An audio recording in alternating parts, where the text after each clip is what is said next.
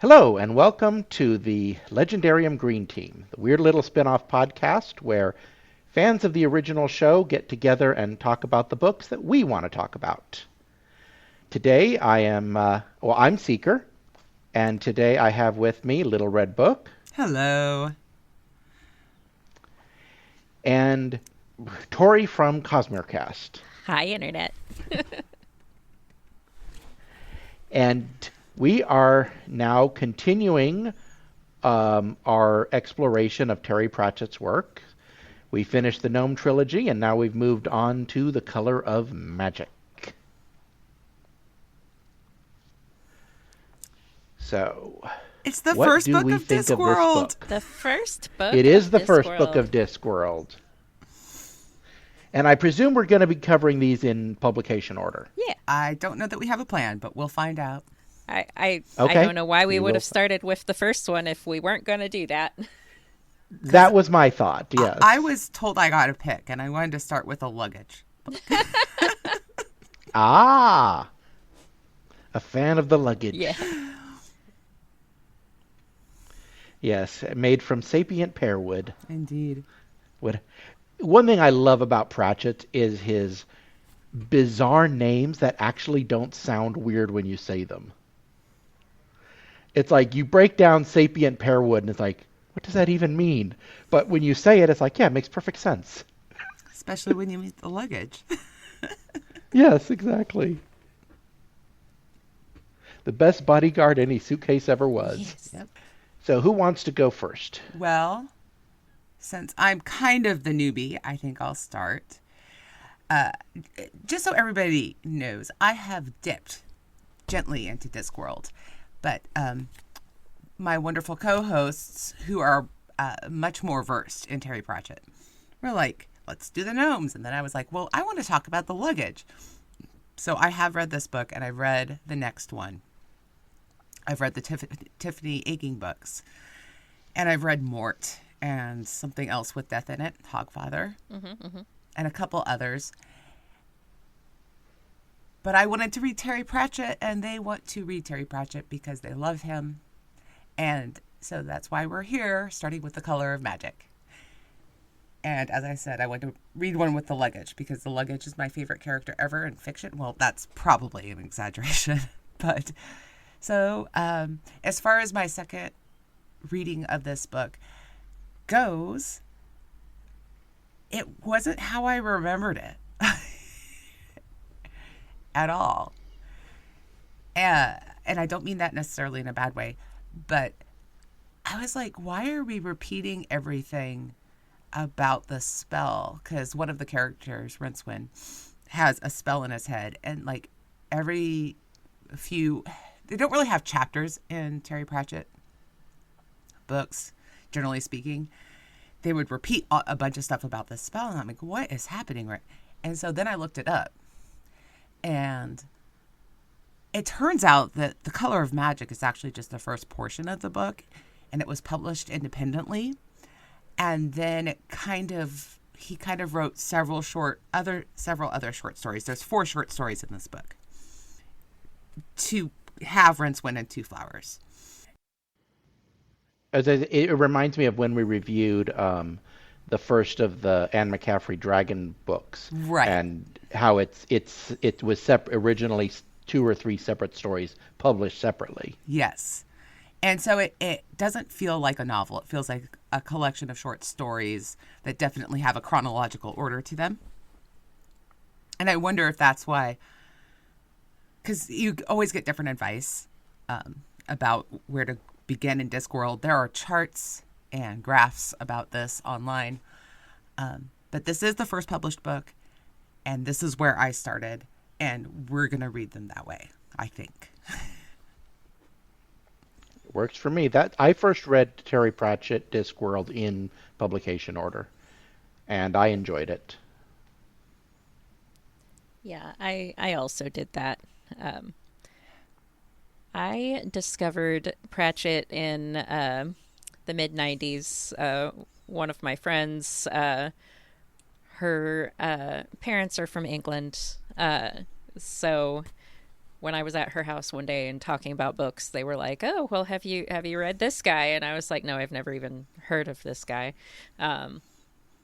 And they told me the name of the first book, and when I went to the library, they were like, "Well, I mean, that's from England, so we don't have it here." They had to interlibrary loan it for me, and it was like the first 5 or 6 of them I had to interlibrary loan, because it took several Discworld books before they started becoming bestsellers in America too. And then but yeah, I was hooked from the first one because it's just exactly my sense of humor and has been this whole time. And and so after that, I read everything that was out at the time. And then I think it was probably 98, 99 is when I had to start waiting for them to come out. I will say it's nice to know that there will be no more Discworld books, not because you wouldn't want more books in Discworld, but because I think we're all parts of series that were like afraid that the series won't be finished. And we're constantly waiting for another book in the series. So it is nice to know that, well, it's complete. At least. Yeah. Well, that, and I just don't think anyone else could have quite captured Pratchett's not just so his you sense wouldn't of have humor, his but his children coming along. Yeah. Like the Dune guy. And his view of humanity. He has a really deep, full understanding that, in my opinion, acts as a mirror to the reader. I've been in several Facebook groups, and what I notice over and over again is that people see in Pratchett what they want to see.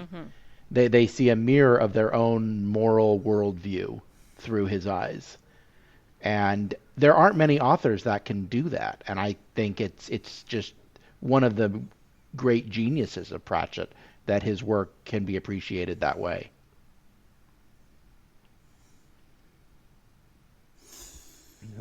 I want to talk about the opening. Okay.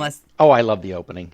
So the opening starts with it's very poetic. You don't ever think about him as like, flowery is the wrong word, an eloquent writer, but the way he describes the turtle going through and the hydrogen-rimmed shell, and it's very beautiful and picturesque. And then all of a sudden we get to the part where, and some say that all the turtles are going to get together, and they call this the Big Bang Theory. And it's like out of nowhere. He actually reminded me a lot of the opening of Hitchhiker's Guide, where you're getting this semi-sci-fi technical, interesting explanation, and out of nowhere he goes, "The ships hung in the sky, much in the way bricks don't." Yeah. I was like, wait, what? But yeah, so he actually, the man can turn a phrase. Yeah. Oh yeah, absolutely. I mean, I just love the image of the hydrogen frost rim of the shell, like, and the meteor pocked and the elephants, and it's so beautiful. And then you get slammed in the face with the Big Bang Theory. Yeah. Yeah. That I distinctly remember the first time I read that part. Like, definitely sticks out. So anybody else have thoughts? Just initial. So yes, I would agree that the descriptions of what are inarguably some really fantastical settings. I love toward the end of the book his description of the Rim Ocean and the Rimbo and the Circumfence.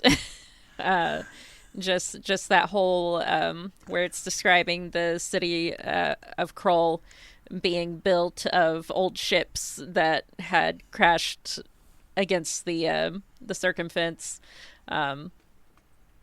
just I don't know, man. I feel like it's such a vivid depiction. Hmm. Yeah, he definitely does his descriptions well. And he doesn't bore you with too much detail, you know, but it's very vivid. Yeah, the first time I ever read it, the same bit that Red was talking about, where it's describing the turtle in the space, and I was like, this is one of those authors where I'm going to be skimming for dialogue, isn't it? Like, because I was, reading Robert Jordan at the time, so it's like skipping all the descriptions and just doing some dialogue, finding the dialogue. But then it got to that line about the Big Bang Theory, and it was like, oh no, I can't skip any of this. I have to read every sentence Hmm.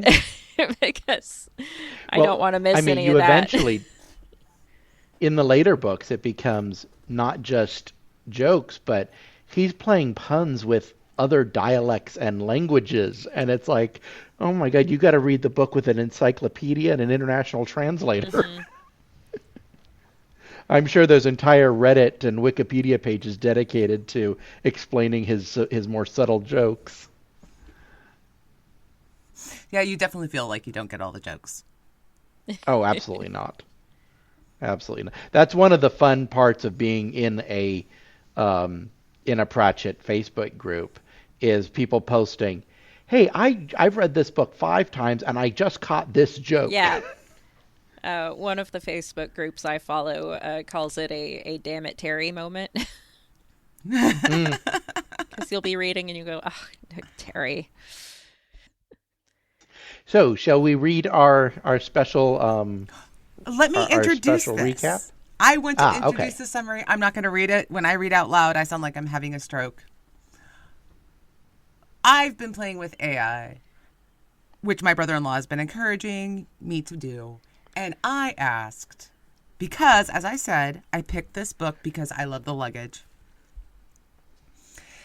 I asked AI to please write a summary of The Color of Magic from the luggage's perspective. Now, it took a really long time for me to get it to be a reasonable size summary because the AI is very talkative. But it produced one, and my co-hosts found it acceptable. So, take it away, Tori. Okay. And let me just say that in my real life, I am a librarian. I have done years of story time, so going into story time mode, this is the luggage in the books does not have a voice. So this is how I imagine the luggage would sound if the luggage had a voice. I have many feet. This is useful because my master runs toward danger with remarkable enthusiasm. His name is Two Flower. He is kind, optimistic, and entirely unequipped for survival. I carry his belongings. I also ensure he continues to require them. There is a wizard called Rincewind. He specializes in fleeing. He remains close to my master, mostly because separating would require stopping. I have accepted him as an accessory. The world is full of hazards. Fire, magic, collapsing buildings, and people who make poor choices about approaching unattended luggage. My master does not notice these things, but I do. Inside me are clothes, souvenirs, and consequences. Occasionally, someone attempts to open me without permission. This is educational for them, though the lesson is brief. We travel across the disk. Cities burn. Wizards panic. My master smiles at everything. Rincewind screams at most things. I follow. If something threatens my master, I pursue it. If it runs, I run faster. If it hides, I wait. If my master wanders off, I find him. I always find him. I am patient. I am loyal. I am very, very thorough. I am the luggage. And everything eventually gets packed.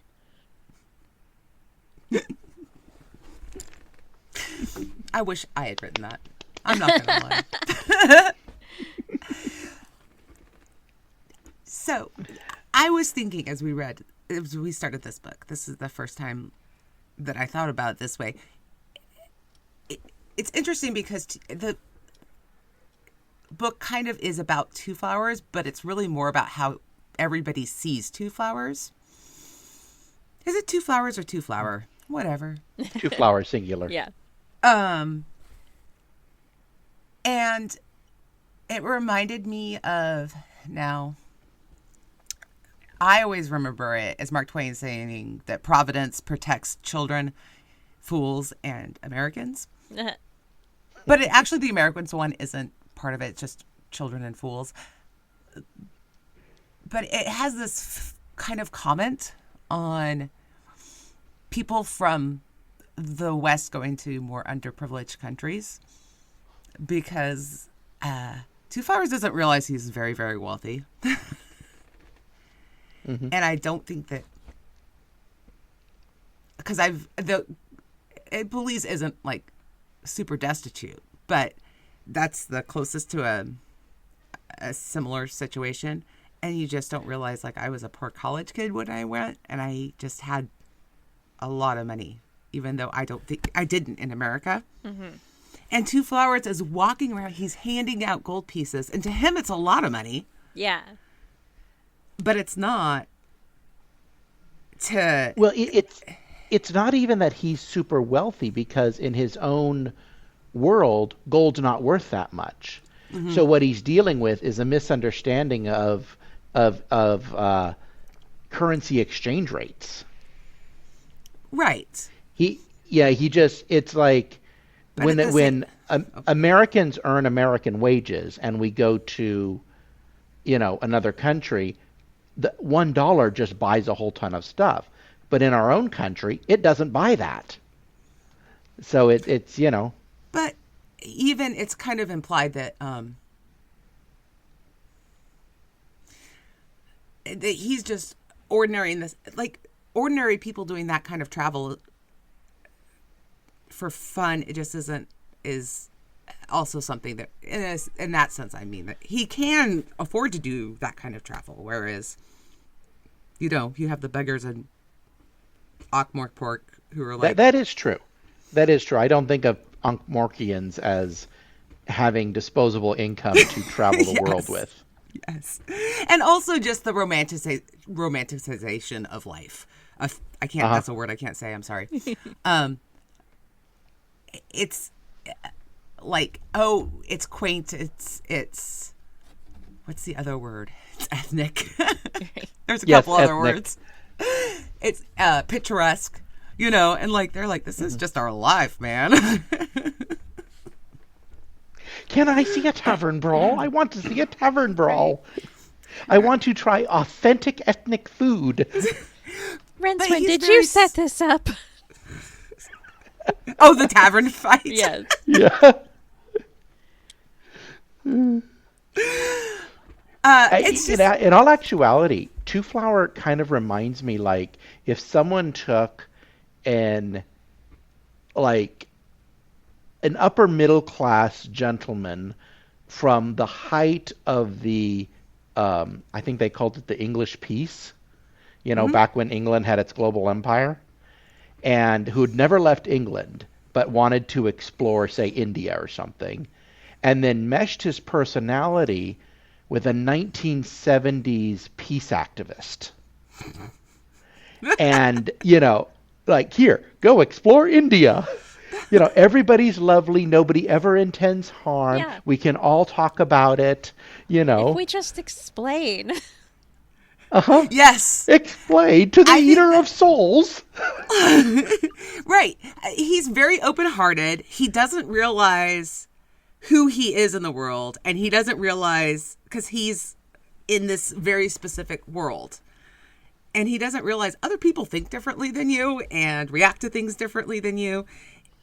And like I said, I didn't mean it like as like a slam against him or a slam against anybody. It's just that when you're No, but he's obviously a stereotype of a certain type of person. but Or possibly two types of people. But like all of Terry Pratchett's characters, and we talked about this when we were talking about the gnomes, he's also very real, and he's very open-hearted. He's an open-hearted person. Mm-hmm. And Rincewind is just kind of saddled with him because if he ends up dead, we're coming for you. Who only assumes the best of everyone and can never even, like, he gets hit right in the face with some really nasty stuff and he just instantly changes the subject. It's like his brain shies away from anything that's too bad for him to even conceptualize. But it's also, there's the scene in the boat when Rincewind is freaking out and he's like asking Two Flower, "Why aren't you upset?" And Two Flower says, "Well, can you do anything about it?" And Rincewind's like, "No." He's like, "Then why bother worrying about it?" So he's but not. At the same time, Rincewind does save a frog during that scene too. Right. Mm-hmm. Yeah. So the contrast between Rincewind and Two Flower, I know a lot of people don't like Rincewind, but I actually do. I think he's a very interesting social perspective, and the contrast between him and Two Flower, I think, really is what makes this book worth reading.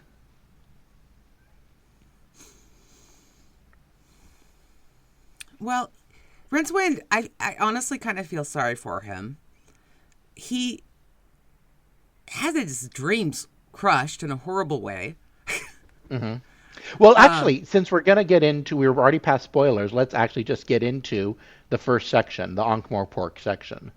So, Rincewind, he opens a magic book on a dare, gets a magic spell stuck in his head that basically makes him impossible for him to be a wizard. And so, like you said, dreams crushed in a horribly terrifying way. And he's cynical. Mm-hmm. Which is what happens when your dreams get crushed, yeah. Yes, yes. And death is stalking him in this book. Yes, Literally, and, death is stalking him. Yeah, and that's... sorry, Red, I know you're not familiar with all of the Discworld books, but the death in this book I do know he's a reoccurring character. But he's unlike how he is in the whole rest of the series. Just okay. It feels like Sir Terry hadn't decided how he wanted to portray death yet in this one. Yeah. Because it's... I just recently reread Reaper Man, and the contrast between those two is huge. I mean, Death kills insects in this book. Right. Death never kills anything. Right. That's not what he does. He just helps the souls on their way. Yeah. So, and he's like anxiously waiting and telling Rincewind to just let go, and it's like, no, that's not death. Well, in fairness to Death, in those scenes, he's got an appointment, man. There's a plague. Yes, there's the white plague breaking out in Pseudopolis or wherever it was. Yeah. The white plague, that was the first time I caught that one. I was like, oh my God, Terry. And everything in this book is backwards. It's the Widdershins gate, and it's everything is moving counterclockwise. They're like, oh, okay, got it. So anyway, you were saying about Death, Tori? Oh, just that with the killing of insects and the being so ready to to basically kill Rincewind. Like Uh-huh. that's not what the death of Discworld does in the rest of the series. Is that he just kind of collects them after the fact. He doesn't do the actual killing. Well, maybe he took Rincewind's. I think that's actually from the Light Fantastic, or the other one. Yeah, it's from the next one. Never mind. Yeah. That's the other thing, is when you've read both of them, they kind of smush together. Yeah. Yeah. One They're thing I not- did like here is he touches on something that comes up later in Going Postal and I'm blanking on the other one, Making Money, is when the patrician asks Rincewind, and I suppose you think it would be a great idea if everyone had piles of gold. And Rincewind just goes, well, of course. And Yeah. it's Everything, subtle everyone in would this be one. rich. Yeah. And it's like there is a very deep lesson in economics here that I really struggled to teach my kids. Lots of money means nothing if you don't have lots of resources.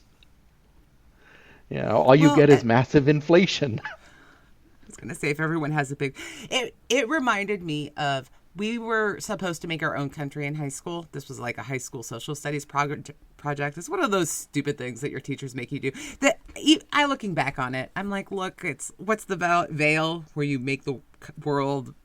It's a philosophical term where if you could be born anywhere, what rules would you set up in society, sort of thought experiment thing. I'm going to be so mad because I'm going to remember at midnight tonight when it's called. And somebody said, SimCity? and in our country, everybody's going to have servants. And the teacher said, and I promise it was not me who did that. I swear to God. But I remember this person doing it. I actually am not going to say her name either. But, and the teacher stopped her and said, who are going to be the servants? And then the For servants all- to the servants. It's turtles all the way down. Yeah. Exactly. So if we're all rich, none of us, or like it's also in The Incredibles, if everybody's special, then nobody is. Right. Yep. But anyway, I thought that was funny. I also And thought all it was this very... is thoroughly explained by listening to the reflective sound of underground spirits. Right. otherwise known as economics. I mean, it's a magic that gold gives off. You know, if you have enough gold, it's got this field that causes things. Economics. It's like, I also like how they describe insurance as a bet, as a wager. Right? And in sewer ants. it's like in that trading places with Dan Aykroyd and oh my gosh. Anyway, I think Eddie Murphy was in that. yes, I think it was Eddie Murphy. He's like, and they're explaining the stock market to him, to Eddie Murphy's character. He goes, "Oh, you're bookies," Yep. but it kind of is to a certain And he extent. helps. I remember that scene. I haven't seen that movie in so long. I think I was 13 or 14 when I saw it. And but I remember the pork belly scene where he's like, no. You got to wait because nobody's buying pork belly bacon right now because they're worried that they don't have enough money to cover this and their wives are going to be mad at them. And of course it's Eddie Murphy, so he says something else. And and so he makes them like an extra several $1 million because he understands how average people think. But the point is that he's explaining insurance to the owner of the drum. Mm-hmm. And because the owner of the drum is who he is, he burns his own place down In order to collect the insurance money. in order to collect the insurance. Yep. Yeah, that's one thing that I think a lot of people in high trust societies don't understand about low trust societies is your average business deal simply cannot function if you have to spend all your resources making sure you're not being cheated. You know, if every single insurance claim had to be investigated under the assumption that fraud was being committed, and likely was, the entire insurance system would collapse. Mm-hmm. You know, it only works because most claims are legitimate, and they're assumed to be. But yeah, and Death is standing there holding the candle. So is that what you mean by Death isn't like that in the rest of the series? Yes. Correct, yeah. Because Death they does put out not all give the people candles. matches in the rest of the book. Or Okay, books. because he's still, in a way, he's doing that because he's trying to get Rincewind, because Rincewind is supposed to be coming along, and he gets mad because Rincewind is late for appointments, is how he Wait puts till we it. get to the book where we see Rincewind's life hourglass. It's probably huge. No, but I'm just saying, it's like, I didn't take it as Death being malevolent, really, in particular. I just... Yeah, but that's just not Death in the later books, you know. And then there's when he kills a couple insects because he's mad Rincewind didn't die, he also takes one of the 9 lives from a cat, and it's Yeah. And that Death is absolutely not. obsessed with cats. He loves cats. You know, he would never take a life from a cat. Hmm. So, Do you think that's the other reason why people don't like the color magic, because of Death and how he's portrayed? I've never heard know it that said. it's enough to... No, I really think it's just because it's... Well, I've heard it said that it's just because it's so dissimilar to the rest of the series. So I think Death acting the way he does in this book is on par for that. Yeah, and there's a lack of narrative flow. You know, it's like, it's definitely different stories. There's one of the first things I thought when I first listened to it, because I listened to it twice for this podcast, and it was the wait a minute, he's in Ankh-Morpork. How did he get to the Magic Forest? Or to the Magic Forest. And there's no travel. It's just, it ends with him standing outside Ankh-Morpork. Next thing we know, he's in the Magic Woods with the Dryads. It's like, wait, how did that happen? You know, and that happens a few times. I don't know why, because I really enjoyed it when I read it the first time. But that didn't me bother too. me. I didn't. It didn't. I had nothing to compare it to the first time, and I loved the hell out of it. Yeah. Yeah, and I mean, there's lots of books that do that and movies that do that, where they just don't want to have the walking parts, I guess you could say. You mean they don't want to pull a Tolkien on us and describe every step of the pathway as we walk through the woods? Exactly. It didn't bother me. I didn't even notice. What made it stand out to me was the repetition of the description of his spell, and also the repetition of the lady's eyes. Those two things are the part that stood out to me. So let's talk about I love the that God's whole thing with the lady and Fate. You can't cheat Fate. Oh no, see, Fate says don't cheat, and the lady says, but who could cheat Fate? Well, I just love that they have gods playing dice with the universe. And they're, if you haven't read the book, although I don't know why you're listening to us ramble if you haven't, but so the whole thing with the temple is that Fate and the lady, who is clearly Luck, and every time she showed up, I heard Frank Sinatra in my head. But they're betting on whether or not they can get out of the temple of the god. Whose name I can't remember. Right. Yeah. Who's like the soul eater. And every once in a while they hear the sound of knuckle bones or something like that. There's this little thing. And Fate helps the lady get to the point where it's just the two of them in the game. And I thought, all I could hear is that quote about Einstein saying that God does not that play dice with the universe. and the gods are playing dice with the universe. Mm-hmm. And Oh, I'm also, sure that was in Pratchett's I'm head sure when it he was. wrote this.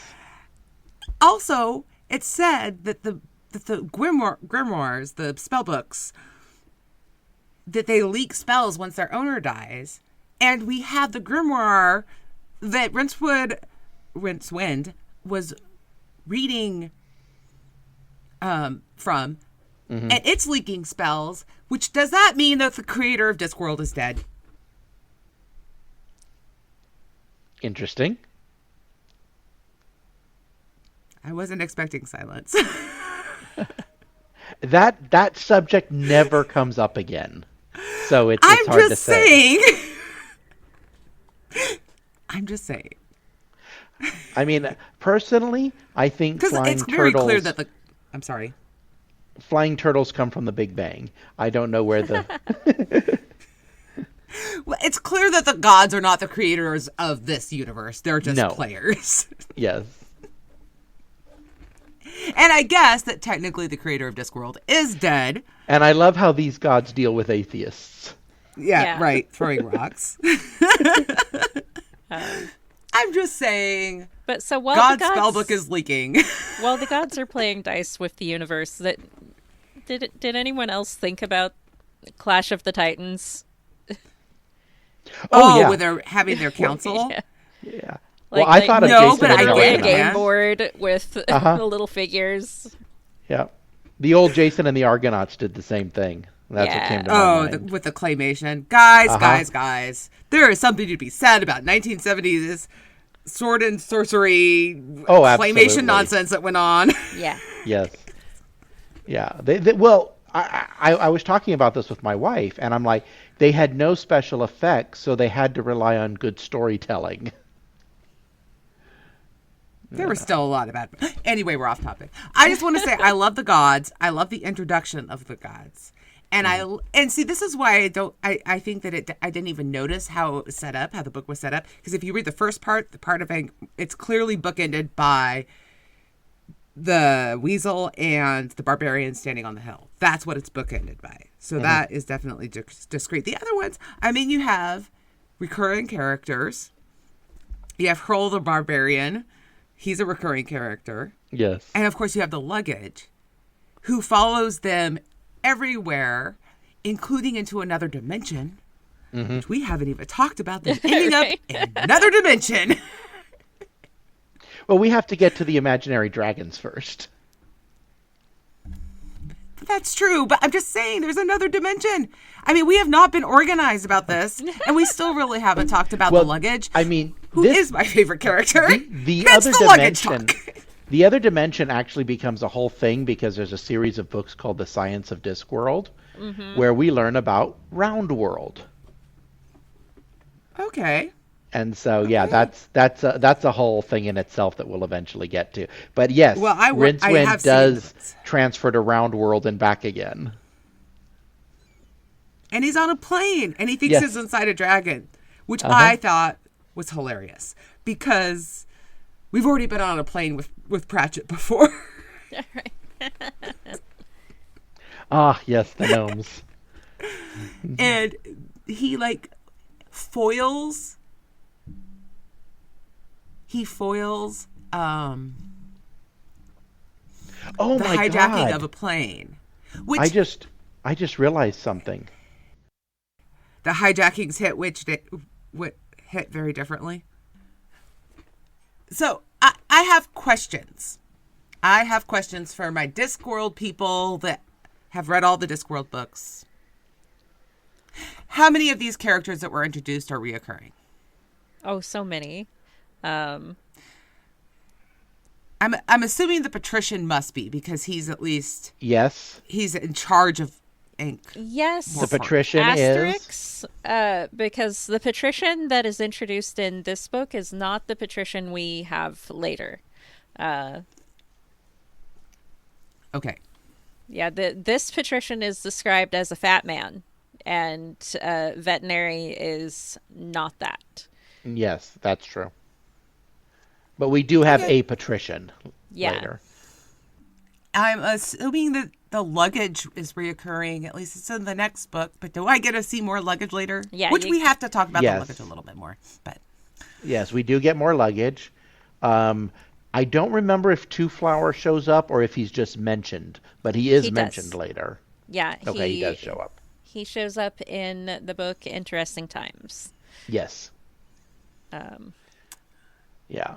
That's where I remember him being mentioned, but it was his niece talking about him. I couldn't remember if he actually made an appearance. yeah. and I know that Death shows up because I've read a couple of Yes, Death books. Death is in several of the books. And even books that aren't Death books, he'll have a cameo. Yeah, well, this isn't really a Death book. Let's see. Does Haroon the Barbarian show up again? No, actually, now that I'm thinking about it, I'm like, I don't think so he- many of he's these not in the characters Silver Horde, do is he? not. No, he's not. Yeah. Um, We have a different set of barbarians there. yeah, like, and we'll meet Cohen in book 2.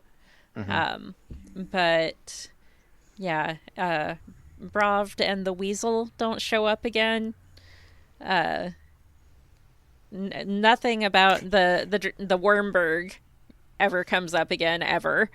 You would think it would too, because isn't the mountain made of that magic metal? Yeah, and trolls. The Trolls are not the Octarian metal same. or Octarine. Yeah. Octarine. Yeah, Octarine really isn't as big of a thing in the rest of the books. I mean, the number 8 is still the number 8, but it doesn't have the emphasis it did in this book. So what I like about the luggage, since I said it was my favorite character, was the sheer doggedness of it, and how we all want it, and how it's bigger on the inside than it is on the outside. And it lures the barbarian in to go rescue Two Flowers at the temple, but mostly see him chasing it. But I just love it. What's your favorite luggage scene? Because mine's the one on the plane. When it convinces Rincewind to rescue Two Flower. No, that's the sword. Isn't it? No, the Rincewind. luggage plays a He's big like, part every in it, time I move, he flexes his hinges at me. Oh, that's right. I thought it was the sword was the dragon. My favorite luggage bit is when it's describing the slaver ship that Rincewind and Two Flower have already escaped from, and the luggage was left behind, and like the entire crew of this ship is like piled into the lifeboat because they're trying to get away from the luggage on the ship. There was some creature that it kills when it's running on the bottom of the ocean. Yeah, Right, some some multi-tentacled monster eats it and washes up on a beach later on. Something. The And then giant there was squid or something. The Kraken. Yeah. Anyway, okay. So, what else do we want to talk about? We've talked about the luggage. We've talked about the gods. Do we care about the dryads? I was just wondering that. I was thinking about how there's a lot of naked people, or mostly naked people in this. And we don't. That's another thing we don't see again is dryads. Yeah. Well, they were supposed to go extinct. We also don't go back to Kroll ever. No. And we never hear of someone skinning a troll either. That's unique to this book. Because in the rest of the book, they are purely, what is it? Something or other. They're made They're out of silicone life forms. Yeah. In other words, I they're do like our rocks. troll that's a water life or a water troll. A sea Yeah, troll. yeah. That was We never pretty see cool. another water troll either. But he's from another planet, so, you Yeah. know. Well, I like that he gets a ride in the luggage and the luggage doesn't actually eat him. And there's always clean laundry. Every time, there's lots of stuff in the luggage, but every time he eats somebody, there's always clean laundry And in when it. Two which Flower I goes to find- the Legendarium and Rincewind's like, this is not the time to change your underwear. Well, but I'm just saying, there's always clean laundry after he eats somebody. Yeah. Ah, Ooh. okay. I hadn't thought of that, but disturbing, Yeah. but okay. There's lots of times when he opens the box and there's gold, there's other stuff. But I'm just saying there's always clean laundry after he eats somebody. It's like I remember the first time I saw that. You know that trick you do with paper where you fold it and you put it on your four fingers and you open it in like the different directions. And Oh, yeah. as a young child, I thought that they scrambled when you did that. And it's like that's what I think of the luggage. Every time it opens, it's a different dimensional portal or something. Yeah, I'm looking at it from the lens of like whenever my dog does something bad, he puts on that innocent face of like, "What, me? No. I'm adorable and I would never." So the luggage is over here like, "Eat that person?" No, listen, I'm just hauling laundry over here.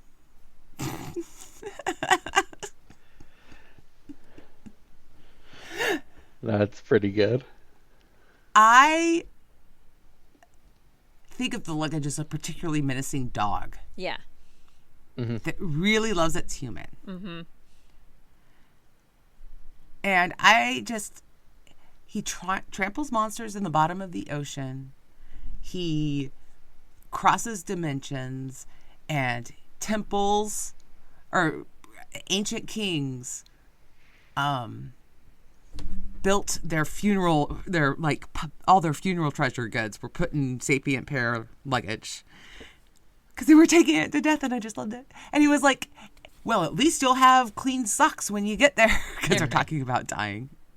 Now, okay, so I listened to this book long before I ever looked up images of the luggage on the internet. And on the internet, the luggage is always shown with actual human feet. Yes. Yes. And that's always bothered me. And it wasn't until this reading that I realized what I was actually seeing in my head. I was seeing some version of the dancing furniture from Beauty and the Beast as the luggage's legs, like as if the brass straps were the feet, would extend out as feet, and you'd have a bunch of little dancing metal straps moving along underneath it. I imagined it as millipede, like centipede Okay. Like feet. insectile, like just Yeah. little spiky legs. That works too. And all across the bottom of it, like its whole, for lack of a better word, its whole tummy would be little feet. That would work too. The first time I read it, the original book cover shows the luggage with all the little feet, so that I just looked at the front of the book and like, oh yeah, that's what it is. Is it human feet? Yeah. Little human feet. It's weird because I had a friend read the little summary, and he said that the luggage was not grumpy enough. The voice of the luggage wasn't grumpy enough. And I'm like, I don't think the luggage is grumpy, though. He doesn't seem grumpy. He's just doing his job. He's dogged. He's not grumpy. Yeah. And possibly exasperated at times. I mean, Rincewind and the luggage both have points sometimes when they're trying to keep too far. But who's grumpy is the little demon inside the camera. Yeah. If you wanted pink, you shouldn't have taken pictures of all those naked ladies. Right. And he was like, he took the pictures to peruse in privacy. That so reminded me of like World War II pinup models, and the cards that GIs would put in their lockers. Oh, well, yeah. So you just made me think. I'll hold on to that. Go ahead, Red. I was going to say, I wonder what our kids' are going to think of that whole thing, because it's clearly a Polaroid camera, right? With a little demon sitting in it. Yeah. I'm just wondering what our children's children are going to think of stuff like that, because they... Oh, it's an instant printer. Well, maybe, sure. I guess. I don't know. I don't know. I mean, but it doesn't. It prints out in your house or something. I didn't even know they. my granddaughter's 11, and we were discussing her mom's school experience and looking things up in the encyclopedia, and she burst out in the middle of it, "Why don't you just ask AI?" Oh no! Yeah. So I mean, not that encyclopedias can't be wrong, but you get some weird stuff. Mm-hmm. Oh, well, I mean, I've noticed, I always look at the sources, and like Google AI will give you little icons of what each source is, and you can link to it if you want to. And half the time it's quoting Reddit posts or Wikipedia. And it's like, oh no. Oh my God. And Wikipedia is just awful. Yeah. I mean, well, it's just, yeah, it might as well be a random Facebook post for what, Well, it depends, because some Wikipedia articles, like if it's historical stuff or whatever, they're pretty good. Like I said, it's like a Facebook post. Some of them are excellent, and some of them are pure nonsense. It's just whoever the last editor was. I'm just wondering. I just wonder about, like, there are certain things, and I read that there's several books that I've read in the past while that I wonder how those stories will read to people who, like, don't, like, they've never written a letter or a check or, that I just wonder how that's gonna. Or like the original. They've never seen a Polaroid camera. I don't think my children have ever seen a Star Polaroid Trek, camera. the original series where they're putting discs into the computer.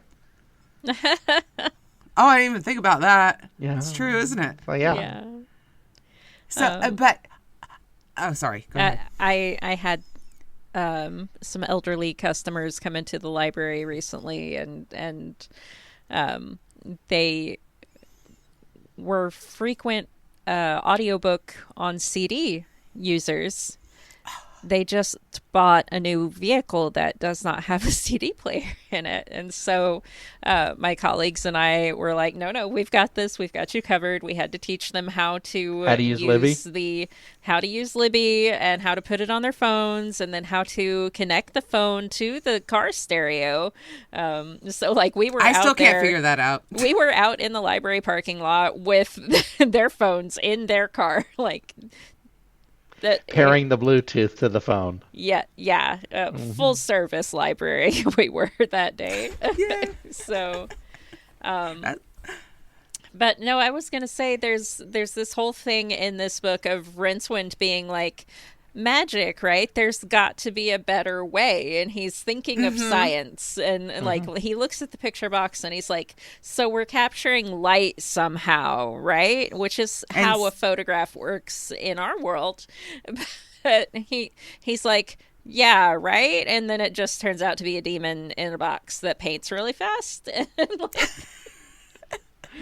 Well, and what's so funny is he's like, he's translating for the guards.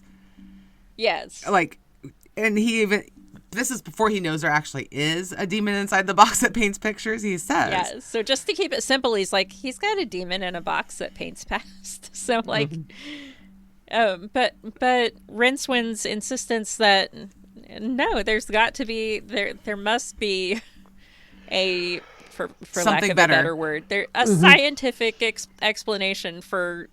and there's not one, and that is another thing I don't recall being consistent throughout the Discworld series. Rincewind's insistence that there's got to be something better. No, Rincewind really doesn't go on about that much.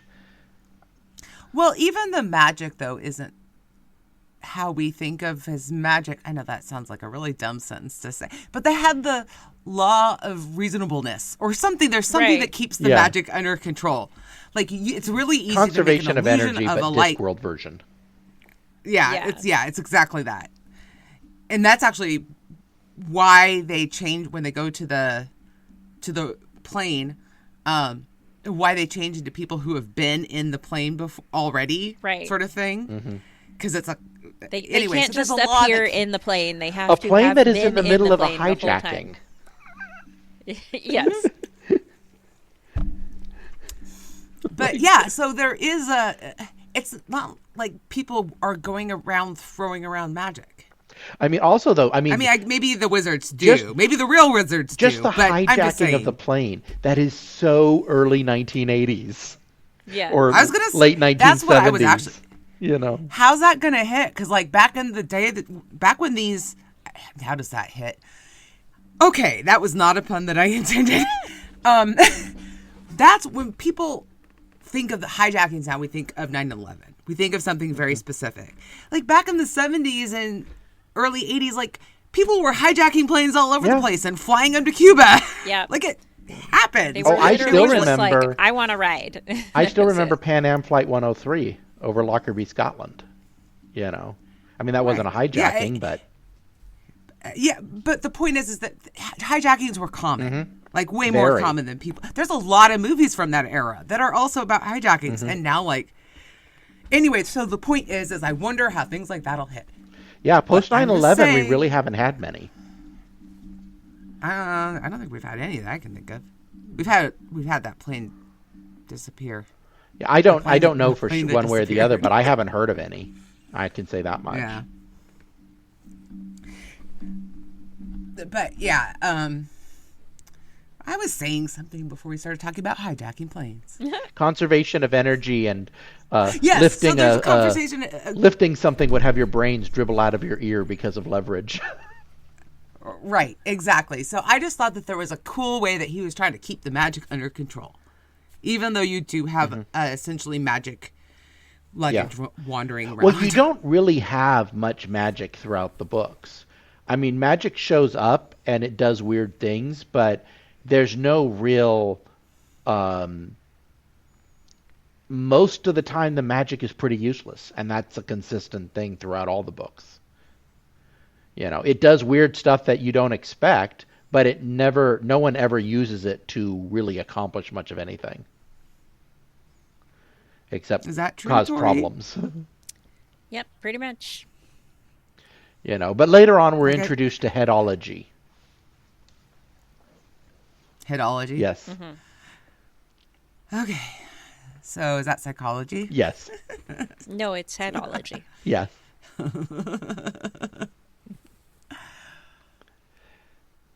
So magic is not a character, really, in Discworld. A what? The city is. Is the Right. city a character in Discworld? Yeah, Ankh-Morpork is a Ankh-Morpork? character. Oh, yeah. Yeah. The broken Ankh-Morpork. drum comes back as Yes. the mended drum. Uh-huh. The mended drum. Yeah, and when we find out a lot more about Ankh-Morpork and how it is mostly built on itself, and it's slowly sinking because it was built on... Well, I got that impression that it was built on itself because when the city was burning down, nobody seemed really that terribly worried except for the getting out and not being burned part. Mm-hmm. It was kind of, I don't know, the weasel and the barbarian, whose name I can't remember, are talking about it. Arun. And they're like, oh... By the way, one of the coolest phrases in the weasel book and about how the Croft. continent of... Ah, yes. Uh-huh. What? Oh, I got that? barbarian names wrong. Oh. Anyway, so the barbarian, it wasn't a big deal. Although, and like I said, one of the other really good sentences in the story is that the continent of fire turned into small islands of fire as the water spreads out. I just like that image. The water spreading out in the continents into islands. But anyway. Yeah, they just closed the gates on the downstream side, and the entire city floods, puts out the fire. It's like, if only London could have done that. I like how the citizens of Ark are breaking the bridge so that the people from Moorport can't get into Ark. Yeah. And then the book ends on a cliffhanger. Quite literally. Well, a cliff faller. Yeah. A no longer hanging. I gotta say, there's a lot of casual cruelty. Do we in this ever book. find out the gender or sex of Atuan? I don't think we do. I don't think we do, yeah. So I know that there's something about it in The Color of Magic, but I don't remember what. Well, that's what the whole Not The thing Color of was. Magic, The Light Fantastic. That- Because okay. I read that That's one of the other books I read. I know there's something about it, but I don't remember what. We know that Maybe it was Alduin just that they didn't swimming figure it out. Toward their eggs, because new little turtles hatch. So Yes. I would assume that makes Alduin a female, but I don't know Star Turtle anatomy or life cycles, so I could be wrong. They could be like seahorses where Where the dad does all of that. Yeah. Yeah. But if I'm assuming it's a turtle. I just wonder if the elephants ever get tired. Well, one of them slips at one point. Right? Yeah. That happens. Are you going to spoil things for me? No. You're supposed to spoil. I mean, the book title. The book Is title is literally The Fifth Element. It's a spoiler. Elephant. So, Yeah. you know, I first time I read that, I was sure it was a pun on The Fifth Element. And I thought, you know, it was going to be a spoof on that storyline somehow. Turned out to have absolutely nothing to do with it. It had to do with the Fifth Element. Yes. Elephant. Mm-hmm. The Fifth Element's pretty common, like magic thing. Yes, but I was Things. thinking the Bruce Willis movie. Yeah. Yes, now I kind of want to go see that. So, what should I expect from the rest of Discworld, guys? Oh, a roller More coaster of puns. fun. So many puns. Puns. Very, like, it breaks up into different storylines. So you know about the death books. But there's the witches books. I've only read 2 of them. There's the Stephanie Aking books. There's the The City Watch. The City Watch. The Industrial Revolution. Mm-hmm. So, is that like something that Going Postal would be in? Yes, Going Postal is one of the first I've not read it, but I've Industrial seen the show, Revolution so. books. You know. And there's one about. Is there one about trains? I'm just going off of covers now. Yeah, Raising Steam. Yep. And so what's your favorite Discworld book? Ooh. Well, I know what Sanderson's favorite Discworld book is because he reviewed it with Craig. He did The Truth. Yeah. But I think mine is probably Making Money. I really like Reaper Man. Yeah, Reaper Man is good.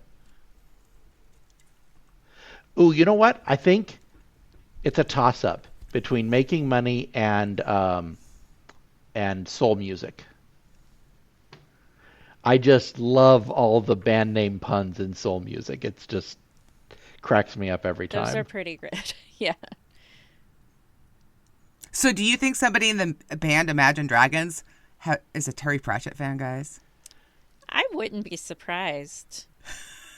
Yeah. I have no idea. I've never listened to Imagine Dragons, I don't think. Oh, no. So. I mean, they're fine. There are many, many, many very good groups that I just have not gotten around to because I prefer to listen to books. You get to that age.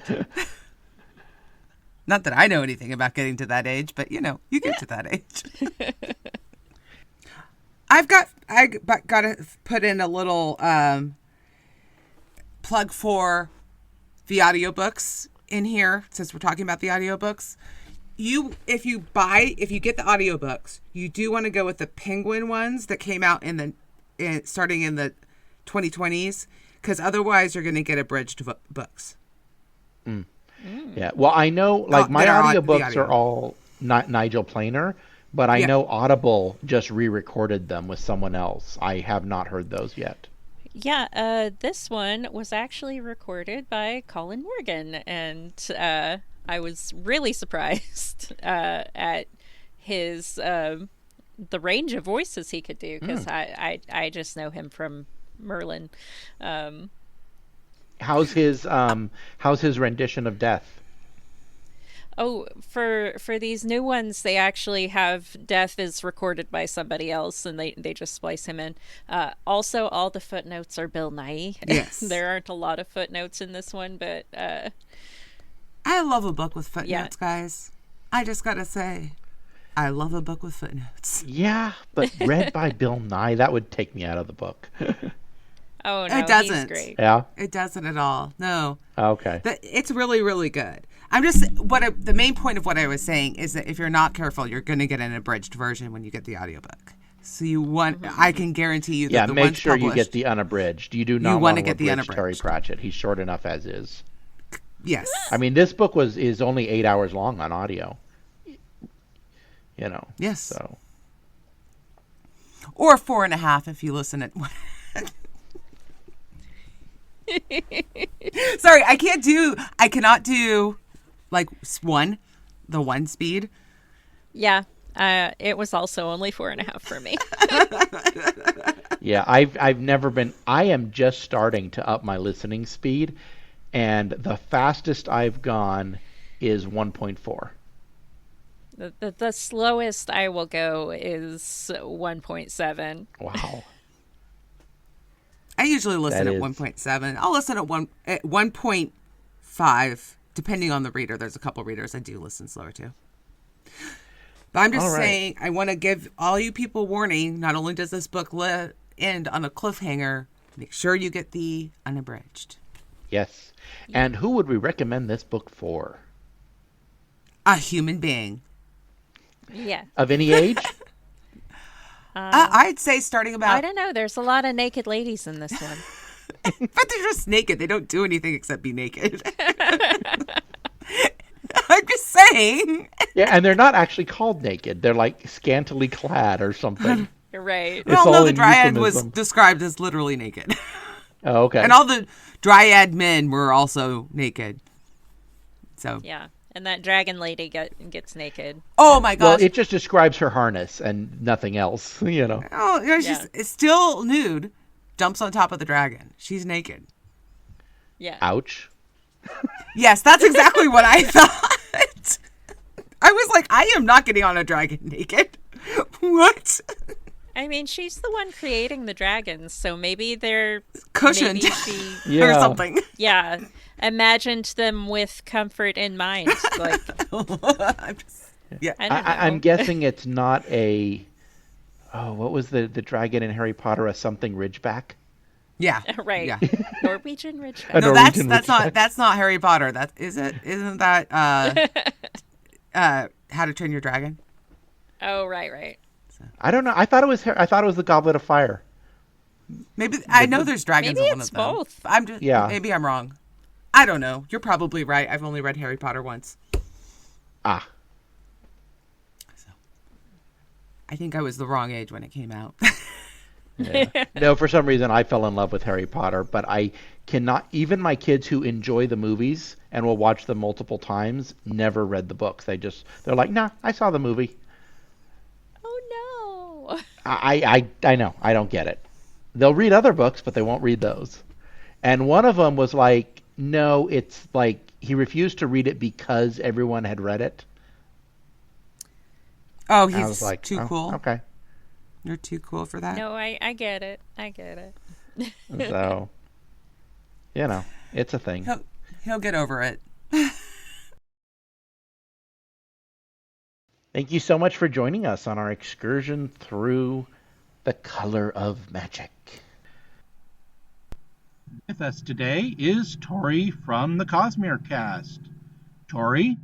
Come hear more from me on the Cosmere Deep Dive podcast. Just go to patreon.com/Cosmere Cast to find a link to our Discord server. You don't have to pay us, but you can if you want to. I won't say no. Good night, Internet.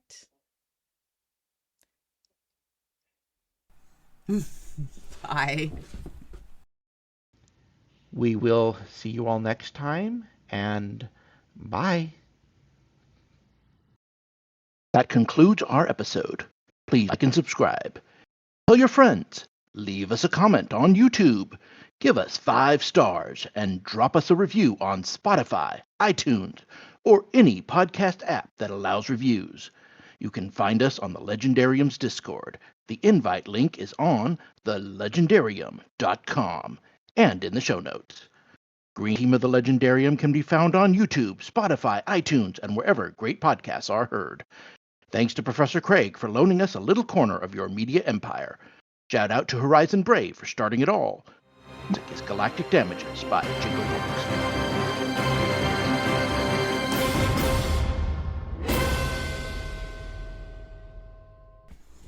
Hello, and welcome to the Green Team of the Legendarium. Or are we Legendarium Green Team now? Either way, know. welcome.